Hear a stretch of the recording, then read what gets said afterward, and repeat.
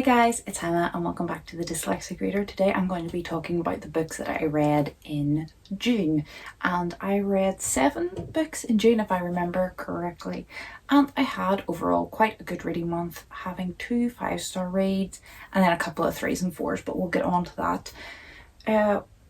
I have very few of them to show you because it was a library month. I read lots of books from the library this month and they've already gone back. Because the libraries are reopened here again, so that was super exciting for me. So I was kind of hyped on library books. So it opened at the start of June and I just went and got a whole load of books, but they're already back and I've got a new load of books for July.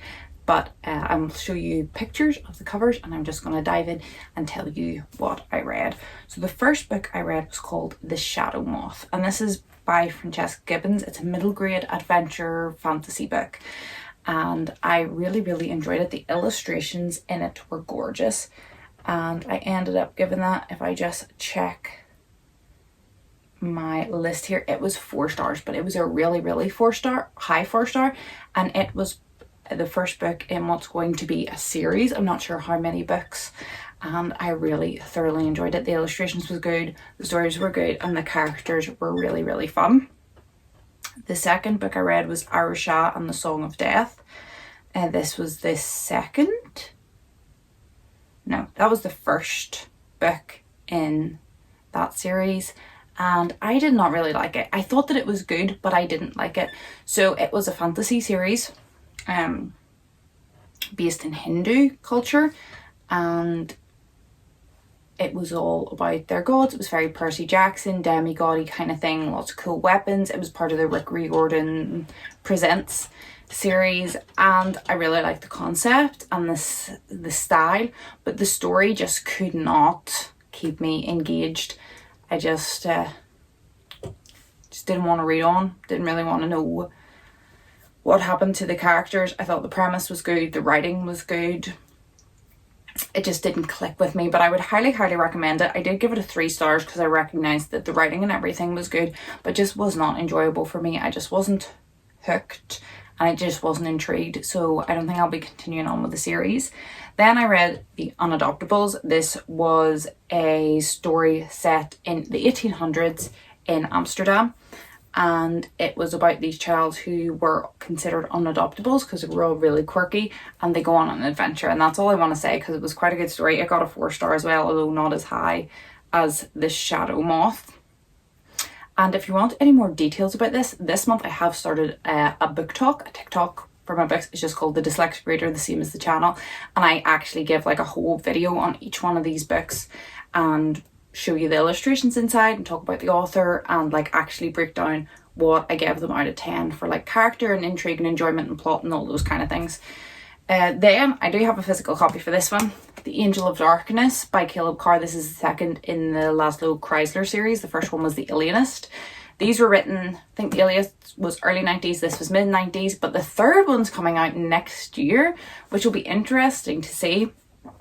I really enjoyed this. This was a 5-star for me because it was really engaging. I was really hooked. I really loved the characters, the writing, everything is fabulous. The mystery was really good, and it just kept me gripped from start to end. I was so invested. I was crying over characters in this book, and it just really sucked me in. It was really good mystery and story, and the writing is just, if you're a fan of psychological mystery things, especially like Criminal Minds kind of, all that kind of side of thing, definitely recommend these 2 books. But if you're just a fan of good reading in general, anything by Caleb Carr, what's his other one, something about killing time, or the title something along that line, it is a futuristic sci-fi, incredible. It's not futuristic now, it was set in the late 2010 or something it's set in, but it was written in the late 80s, early 90s, and it's crazy like how close to real life it actually was, and it brings up a lot of kind of social and moral subjects, and it's just great. The writing's really good, so Caleb Carr is up there. This doesn't disappoint. Then I read The Highrise Mystery, and this was a middle grade mystery, and I DNF'd it. It just wasn't keeping me intrigued. I thought the characters were good, the premise was good. They live in a high-rise flat and one of the tenants is murdered and they know it must be somebody on the block, so they're trying to get alibis and everything and solve the mystery. But for some reason, it just couldn't pull me in and keep me in. And I just was not like, I want to read more, I want to read more. And I had a whole stack of other books that I did want to read. So I was like, nope, DNFing this one. Moving on to the next one, which was When Life Gives You Mangoes by Karen Gretton. I had to double check that one. And this was kind of a contemporary, middle grade. And it is about a young girl that forgets what happened to her the summer before. She has no memories, but she used to love the water, and now she's scared of the water. And she's obviously going through a lot of things trying to work out what happened to her last summer. But it's a story of friendship, and I just thought it was a really, really beautifully written story. It really kept me intrigued. There was good wee twists to it when I found out the whole kind of mystery, I guess, of it. It was unleashed. It's not what I was expecting. It was really beautifully written. There was a lovely moral to the story, and this got a really, really high 4-star for me. And then the final book of the month that I read was Tilly and the Book Wanderers by Anna James. This is the first in the Pages & Co series. There is 3 of them out so far, but I believe the 4th one is coming out later this year, maybe in September or something.